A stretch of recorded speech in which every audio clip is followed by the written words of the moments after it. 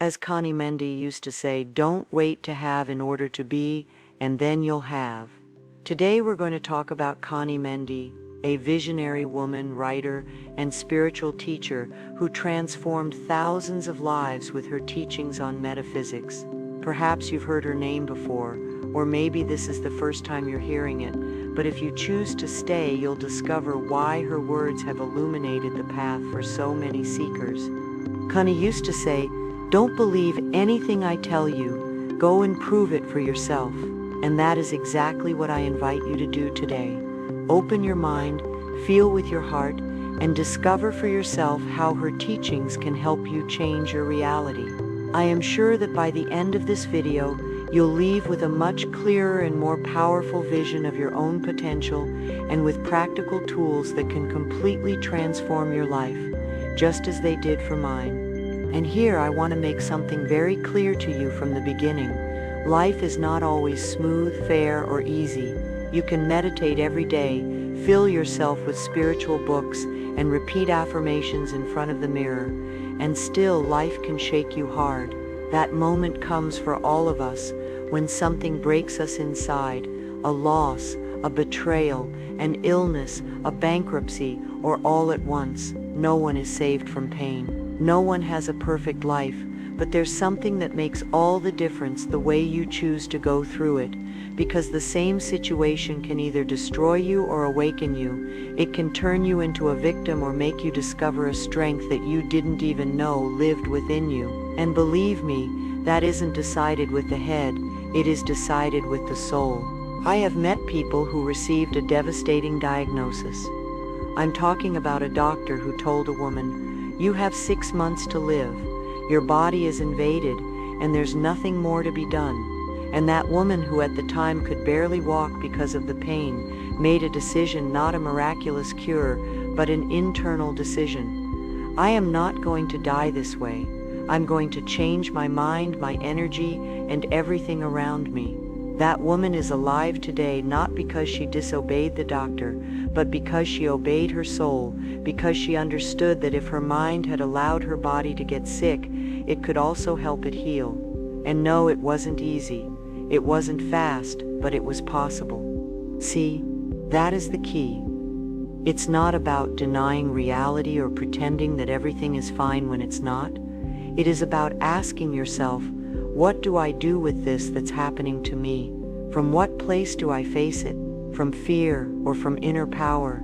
Because you can have the same diagnosis as another person and live two completely different destinies.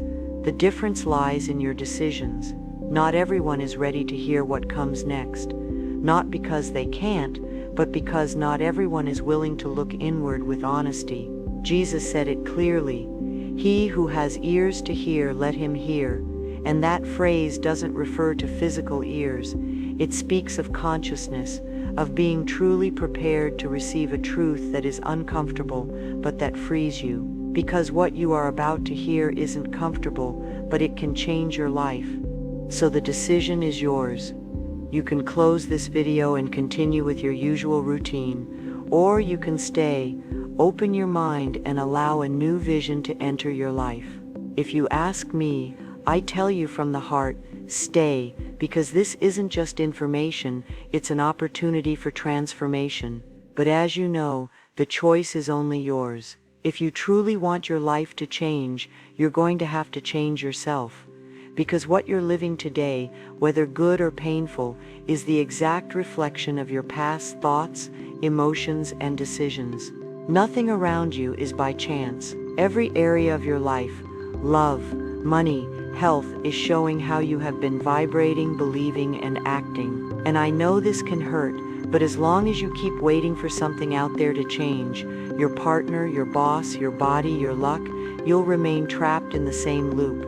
Because I tell you with total certainty, the problem isn't outside, and the solution isn't either. It's in you, in what you think, what you believe, what you do, and what you allow yourself to receive. And if today you don't have health, it's not because your mother or father also got sick. It's not because you genetically inherited it. It's not a condemnation imposed by biology. And please, open your ears and your mind, because what I'm about to tell you wasn't made up by me, and it's not a baseless spiritual fantasy either. It's something that great masters have taught for years, and that life has been in charge of confirming over and over again. Every illness begins in the mind. That's what Connie Mende used to say. Everything that appears in your body is a manifestation of a sustained thought, an unresolved emotion, or a belief that no longer serves you. You are not sick by chance. You are receiving a message from the body that is crying out for attention. And Connie explained it with brutal clarity. Your body is nothing more than a servant of your mind. If the mind is in disorder, the body cannot be in balance. Think about this. How many times have you said to yourself in silence things like, "This hurts me to the core, this breaks my heart, I can't stomach this."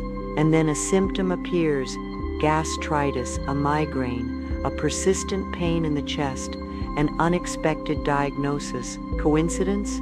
No, it's your body speaking a language that you're not allowing yourself to hear. Science calls this psychosomatic, but Connie Mende went further. She taught that the energy you feed with your thoughts creates your physical reality, and that when you change your thinking, you change your vibration, and by changing your vibration, you change your body, your environment, and your destiny. I lived it, and I know that you can live it too. So if today you're facing a health problem, don't resign yourself. Don't lock yourself in a medical label. Do your part, of course. Seek out a specialist. Take care of your body, but above all, take care of your mind. Cleanse your thoughts, heal your emotions, and forgive what you still carry inside. Because as Connie said, health isn't something you get from the outside. It's something you build from within. Do you have a money problem? You're not alone. This is one of the issues that affects most people around the world. And anyone who tells you that money isn't important probably never had to choose between eating or paying a bill, or never had to tell their child that they couldn't go on a school trip because there just wasn't enough. For years we have been taught that money is dirty, that it corrupts, that it divides people, and that it doesn't bring happiness. But tell me something, how do you buy your food without money? How do you pay for your medications, your shelter, your clothes, your studies, or those of your children? Of course money is important. It is the channel through which you satisfy your basic needs and build your freedom. And this is where Connie Mende's wisdom comes in, which she stated with total clarity. Money is neither good nor bad. It is a neutral energy that obeys the thought of the one who invokes it. In other words, money is a reflection of your consciousness, of your belief system, of your internal vibration. If you believe it is difficult to get, it will be. If you believe you don't deserve it, it will be hard for you to keep it. If you believe that money corrupts, you will unconsciously push it away from your life, because the universe doesn't give you what you wish for with your mouth, but what you sustain with your mind and your daily vibration. Connie also said something powerful. If you want to attract prosperity, stop talking about scarcity, and that's the way it is. As long as you live repeating phrases like, "It's not enough for me," "Life is very expensive," "I never have enough," money will be an energy that resists, that slips away, that distances itself. Money is not your enemy. The problem is not money. The problem is the mental and emotional relationship you have with it. That's why if you're in a difficult economic situation today, start by changing the way you think and talk about money. Bless every coin, every bill, every purchase you make. Be grateful for even what seems little, because what you are grateful for multiplies, and something more. Stop seeing money as a goal and start seeing it as a consequence. A consequence of giving value, of serving, of activating your gifts, and sharing them with the world. Because when you do what you love and you do it with excellence, as Connie said, money comes as an addition, without effort, without struggle, and without scarcity. And now let's talk about love, that topic that touches us all, the one that can lift you to the sky or sink you to the darkest bottom if you haven't understood it well. Love is the deepest longing of the human being. We want to love and be loved, but we often look for outside what we haven't sown inside. And here, I want to tell you something that can hurt, but can also set you free. If today you are not receiving the love you desire, it's because you are not yet generating it in yourself. I'm not talking about blame, I'm talking about consciousness. Connie Mendav explained it with beautiful clarity in life. We don't attract what we want, we attract what we are. And that also applies to love. If you look at yourself in the mirror and don't love yourself, how do you expect someone else to? If you speak to yourself with judgment, if you emotionally abandon yourself, if you settle for crumbs, what kind of relationships do you think you're going to attract? Connie said, love is not begged for, love is radiated, and by radiating it, it inevitably returns to you multiplied. So don't desperately seek love outside. First, start building it within. Start treating yourself with the same tenderness you'd like to receive, listening to yourself, taking care of yourself, and respecting yourself. Start being that loving presence you long for in others, because, and this is very important, the universe can only give you more of what you are already holding internally. If you live from need, you will attract bonds that reinforce that lack. But if you anchor yourself in fullness, if you choose to love yourself unconditionally, life will put you in front of people who vibrate at that same frequency, conscious, free, and reciprocal love. And one more thing, love doesn't always arrive wrapped in romance. Sometimes love arrives as a breakup that teaches you not to forget about yourself. It comes as a friendship that supports you, or as a stage where you learn to be with yourself and discover that you are not alone, that you have yourself. Because as Connie taught, there is nothing outside of you. Everything begins in you, and from you it is projected into the world. So if you want a real, deep, expansive love, become that love first. The rest, I promise you, will come as an addition. Do you long for abundance in your life? Then begin to think, feel, and act like a prosperous person. Do you want to recover your health? Start by treating your body as you would treat someone you love deeply, with respect, care, and presence. Are you looking for a real love? Be that loving refuge you need so much first. Fill yourself with affection, tenderness, and acceptance, and that will be exactly what you will begin to attract. Because the universe doesn't respond to your superficial desires. It responds to your vibration, to who you are being, to how you speak to yourself, how you take care of yourself, and how you position yourself in life. Age doesn't matter, it's not a limit, it's a belief. There are people who found their purpose, built their dreams, or achieved success at 60, 70, and even beyond. And do you know why they succeeded? Because they decided that they weren't going to give up or sit watching life pass by. It wasn't age that stopped them. It was their decision not to let themselves be defined by it. So ask yourself, is it really my age that's holding me back, or is it the fear of starting over?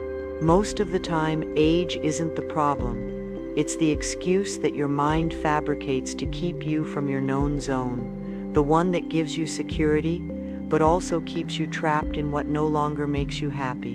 And I tell you with total certainty, it's never too late if what you're looking for is a life worth living. As long as you're breathing, you're on time to learn something new, to reinvent yourself, to break patterns, on time to surprise yourself, and on time to start. Connie Mendav not only wrote books on metaphysics, she lived what she taught, and one of the most impactful anecdotes of her life was precisely when she fell ill. During a stage of her life, Connie began to feel strong discomfort in her body.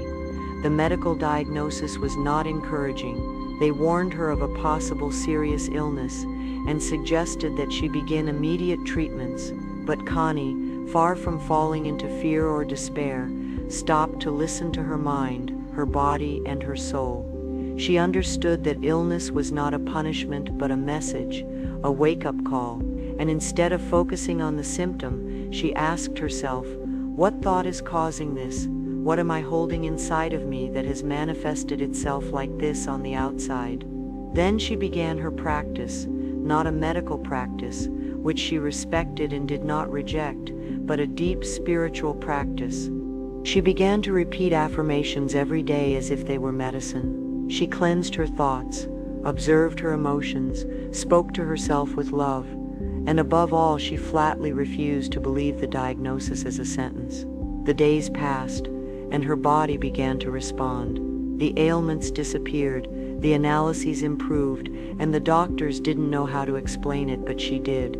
I healed because I stopped holding the idea of being sick and began to install the certainty that my body is perfect, strong, and obedient to my mind. For Connie, illness was nothing more than a crystallization of negative thoughts held over time, and if that had been created, it could also be uncreated. This experience not only strengthened her, but gave her even more certainty to continue teaching what so many needed to hear, that you are not a victim of your body, you are its constant creator.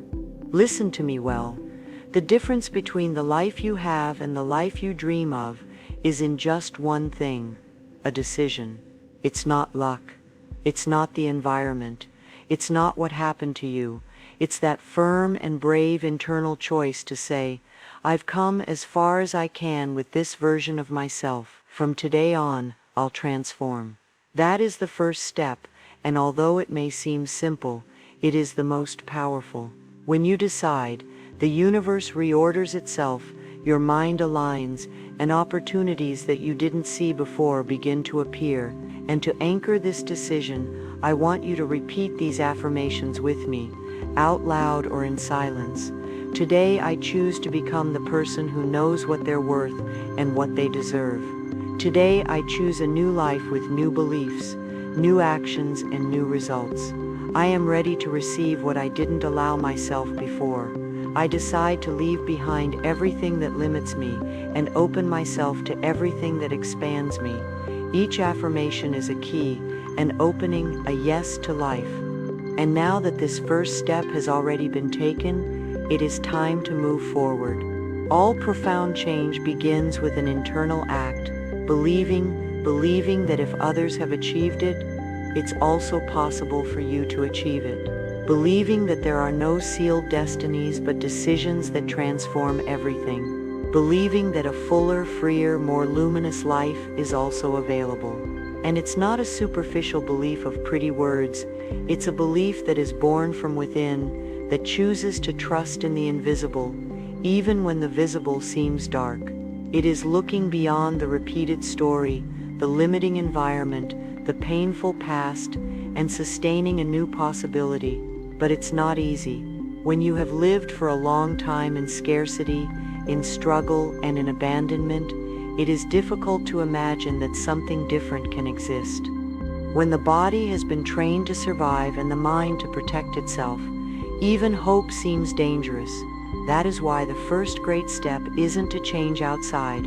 It is to begin to dismantle one by one the mental limits that prevent you from seeing what's possible, because the biggest block isn't in the circumstances, it's in what you believe about yourself. And once you truly believe in a new possibility, everything begins to move. Discovering what you are here for is not a luxury. It is a real necessity, because when you don't have a direction, you easily fall into routine, frustration, or the feeling of wasting time. And there is nothing more painful than living every day feeling that you are not taking advantage of your life.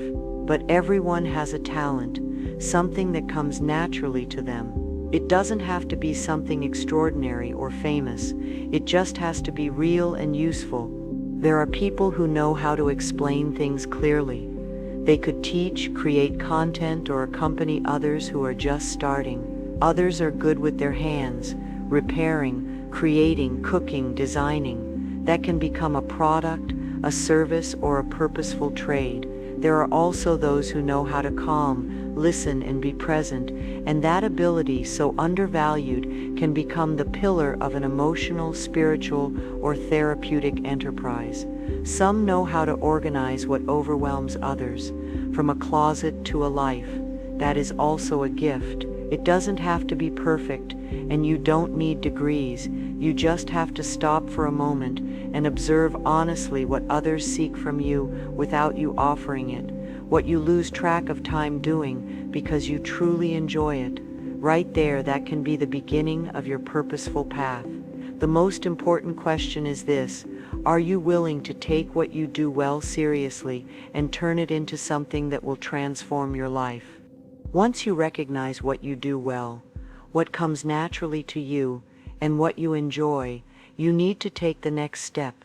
Convince your mind that this can sustain your life, that what you are born to do has value, and a lot of it, because even if the talent is there, if the mind remains trapped in lack, in doubt, or in "I'm not enough," the most likely thing is that you'll end up rejecting your own opportunities without realizing it.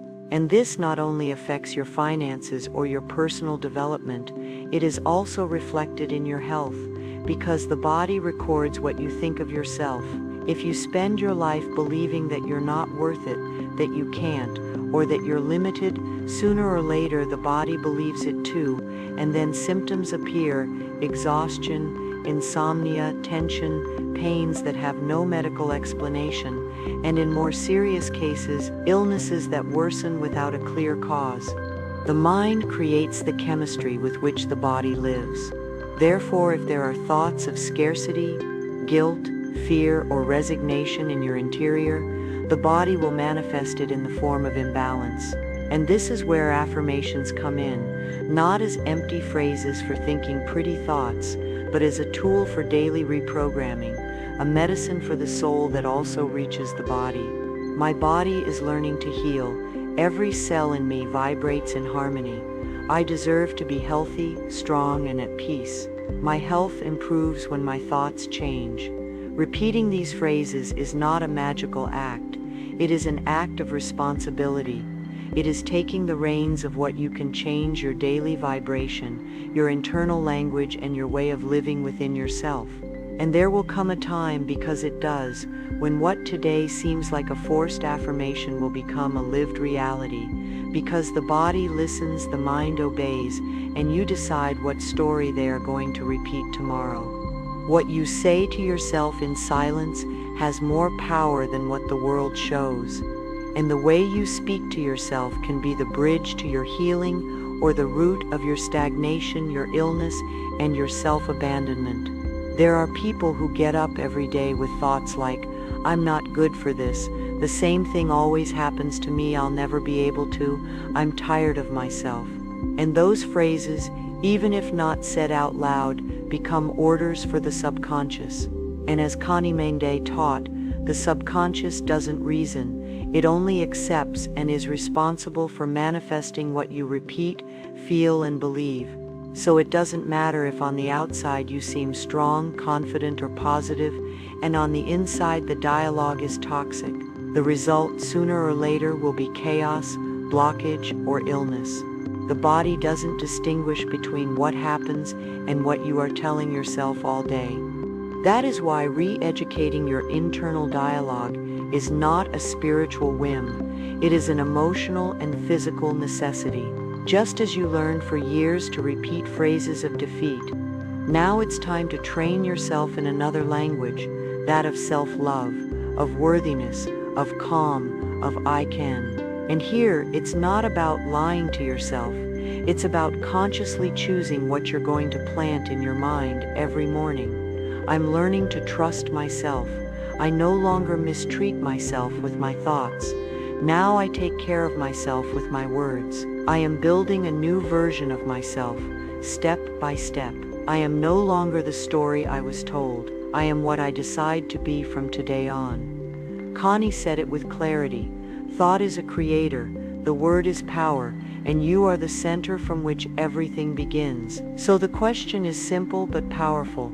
What story are you going to continue repeating in your mind, and what new story are you willing to plant from today on? After taking the first step and beginning to believe in a new possibility, many people expect everything to flow without obstacles. But to the surprise of many, what appears isn't momentum but a break. Suddenly, doubts, excuses, and fatigue appear for no reason. What's important is postponed. What has already been started is abandoned. You say, "I'll start tomorrow. I'm not ready yet. I don't know if this is for me," and it's no coincidence.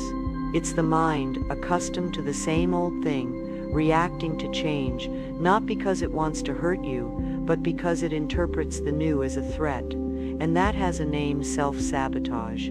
It's not that the person doesn't want to change, it's that there is a part of their mind, a very old part that was trained to protect them from risk, error, judgment, or the unknown. Self-sabotage isn't an enemy, it is a defensive reaction. It's the mind saying, be careful, we don't know what's going to happen here.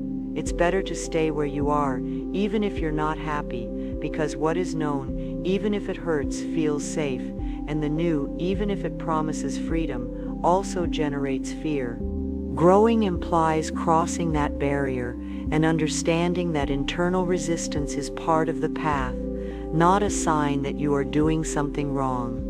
For example, a person wants to improve their finances, but every time a business opportunity appears, they postpone it, they doubt, they say, it's not the right time or I'm not enough. Another wants a healthy relationship, but they choose relationships that repeat the exact pattern that hurt them before. Someone else begins to take care of their health, but at the first obstacle they give up as if they didn't deserve to feel good. That's self-sabotage. It is the old self trying to protect itself from the new self. And here you have to make a conscious decision: whom are you going to obey? The voice that protects you out of fear, or the voice that drives you with faith? Because it's not about fighting with your mind, it's about observing it, thanking it for its intention to protect you, but making it clear that you choose to move forward anyway, as if you were telling it with firmness. Thank you for trying to take care of me, but this time I'm not going to hide. This time I'm going to follow and keep going, even if everything trembles, even if the mind insists, and even if it doesn't feel perfect. Because behind that internal blockage there's a life waiting, a life that doesn't begin when everything is under control. It begins when you dare to cross the discomfort without giving up. Now you know the change you are looking for doesn't come from outside. It is born from within and begins with a decision to believe in yourself, to re-educate your mind, and to dare to act, even when you are afraid. No one can do that path for you, but you can look around and see how many people have achieved it, not because they were special, but because one day they decided to stop being who they were to become who they were destined to be. And that is also available to you. So don't wait to feel ready, perfect, or brave.